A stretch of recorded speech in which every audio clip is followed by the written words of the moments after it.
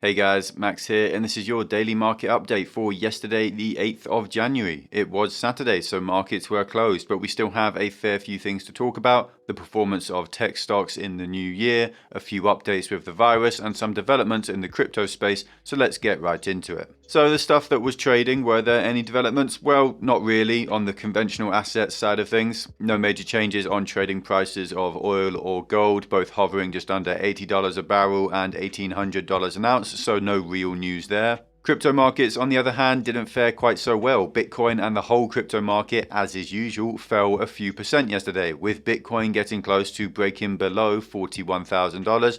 And while making this video right now, it's sitting at just a few $100s above that level. Now, altcoins performed a fair bit worse. Again, as is usual, they tend to be a little bit more volatile than Bitcoin with lower trading volumes and usually no institutional support at all. Solana and Cardano, for example, are down 6 and 7% for the day. Ethereum is down 4%, while Bitcoin is only down around 1%. Now, this is something that's gotten pretty obvious recently, and it's the idea that altcoins track the general market sentiment of crypto in general. Obviously, they have their own factors and they can rise and fall on their own news and developments as well, just like we saw a couple months ago with Crow, where they saw a little bit of a moon. But by and large, they are still just proxies for the market as a whole, for the crypto market sentiment, and they're mostly used almost as a form of leverage trading, higher highs and lower lows that trend in the same direction as the bigger fish like Bitcoin and Ethereum, but with the potential to make you a lot more money, but also lose you a lot more money as well.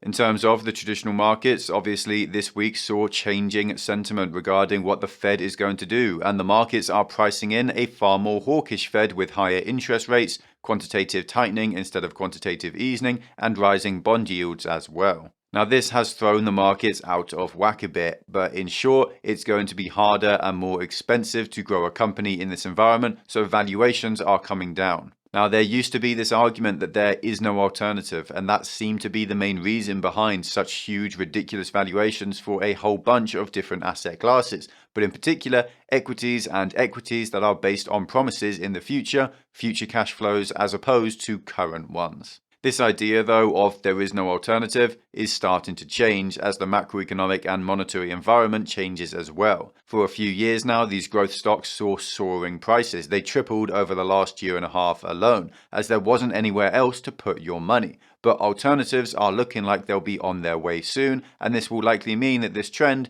that isn't actually new of tech companies, but mostly smaller ones like Coinbase and DocuSign falling, are going to see continuing decreasing valuations. Now, as this happens, more investors are moving into value stocks or companies that are a better deal based on current realities, and this is mostly why the S&P 500 as a whole hasn't been crashing, even though hundreds of tech stocks, especially those listed on the Nasdaq, have been crashing. This is being named the Great Rotation, as in rotation out of tech and into value, and it's being heralded by some of the country's and the world's largest banks. Now, hedge fund exposure to value stocks is at the highest level it has been in over 4 years.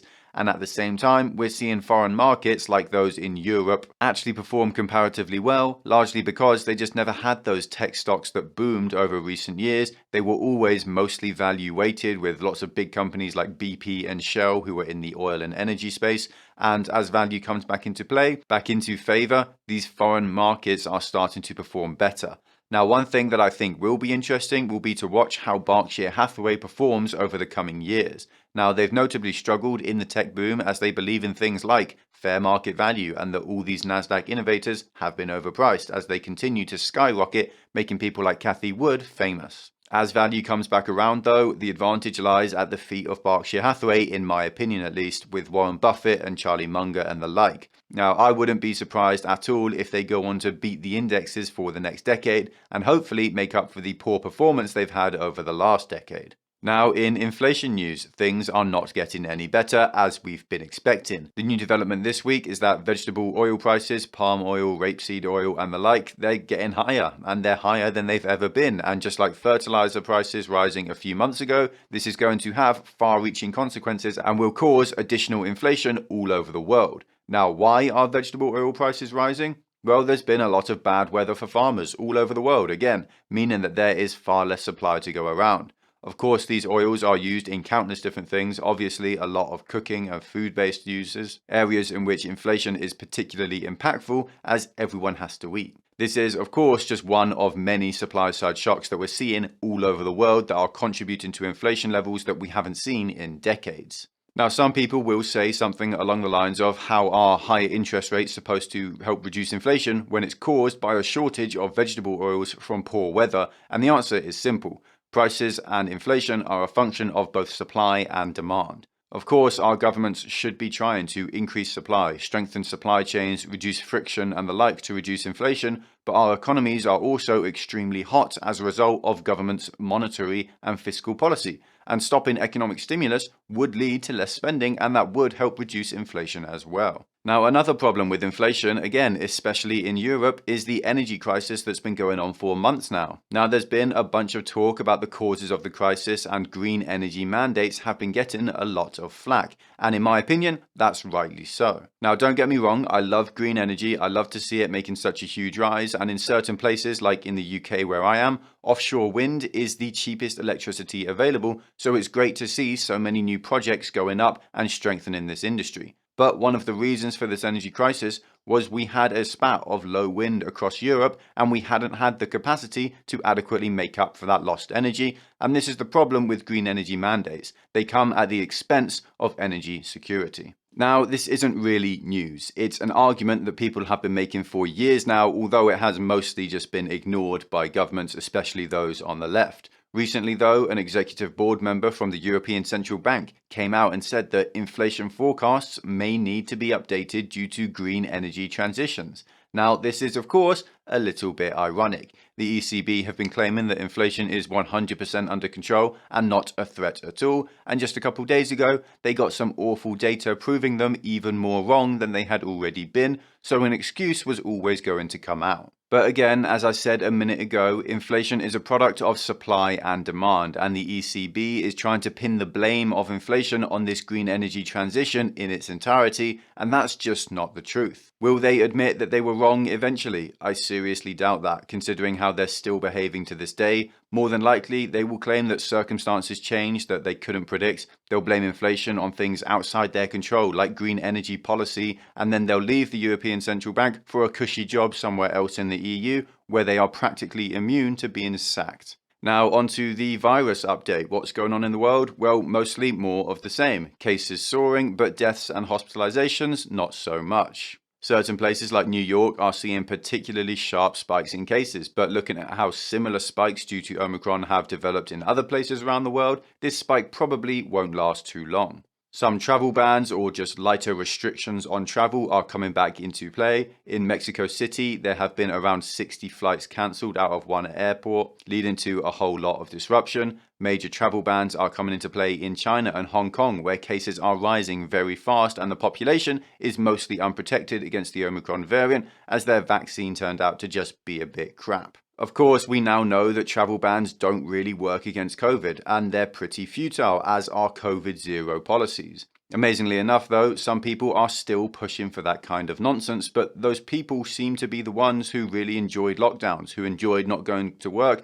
and enjoyed a little bit of government authoritarianism. Australia, which was obviously targeting zero COVID for over a year, is now seeing 100,000 cases a day, as they've come to terms with the fact that their policy meant there was no chance of ever getting back to normal. Some places, though, like New Zealand, have still not realised the futility behind their actions, but the reality is just simple now. Vaccines will not kill this virus. They won't stop it spreading, which means the virus is here forever. Zero cases are impossible unless emergency lockdowns and pandemic rules stay in place forever. Every country in the world just needs to learn to live with the virus and do what they can to keep their populations as safe as is reasonable without destroying lives. New Zealand, for example, hasn't got that far yet, but this isn't too surprising. The government there saw a lot of success early on when the focus was entirely on beating the virus, keeping it low until vaccines could come out and change the tide. But that tide was never changed, and it's never going to be changed. Now, coming from Ardern, the woman who I'm pretty sure will one day sell her soul to China, I'm not really surprised by her unwillingness to adapt and admit that her strategy just isn't feasible. Now moving on to crypto, moving into the mainstream news, we see that PayPal is looking further into launching their own stablecoin, which would be a pretty huge development in this space and just might spur the SEC or whichever other regulatory authorities are going to get involved to actually get off their asses and get to work. This is one area where no one can deny the direction that we're moving in. Visa are moving towards stablecoins. Facebook is as well, and PayPal with them. This could help make transactions easier and faster to settle. It could help make them cheaper as well, and PayPal is not cheap as it is, so this could be great. But it could also end up just being a little bit underwhelming, especially if the regulatory bodies at play choose to put a stop to it all, which I wouldn't put it past them. Now, an NFT project called Pudgy Penguins is finding itself in turmoil as the users are seriously unhappy with the developers and their lack of support for the current users of the project. Of course, the developers made loads of promises of upcoming and future support, changes, additions, and everything to get people to buy the worthless NFTs, but then they never provided that support and instead just went on to selling more NFTs. Now, if this surprises you, it shouldn't, because the only people reliably making money on NFTs are those creating and selling them.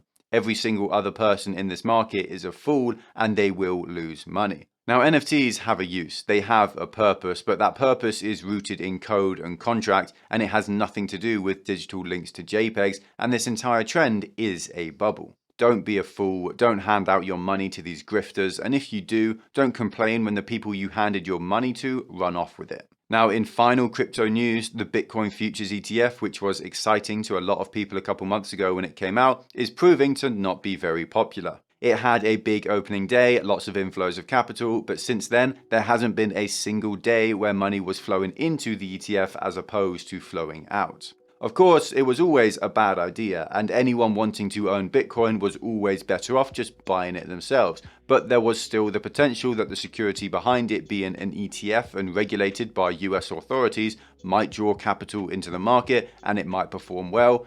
Sadly though, it hasn't worked out that way at all.